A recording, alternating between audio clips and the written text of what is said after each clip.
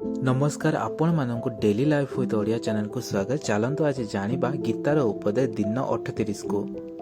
किंतु ता पूर्वर आपण माने जदि एही चैनल को प्रथम थर पय आसीचंती ताहाले प्लीज दया कर एही चैनल को सब्सक्राइब कर दियंतु।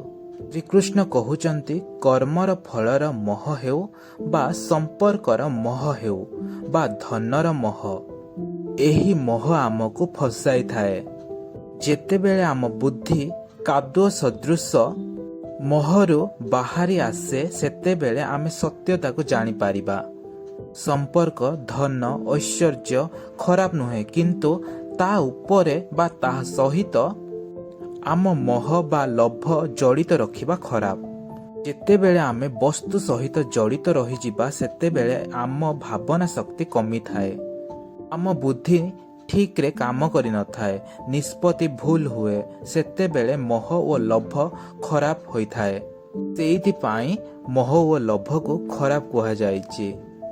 जदि आमे उदाहरण देखिबा, धृतराष्ट्रंक पुत्र मोहरु ही महाभारतर आरंभ होइथिला।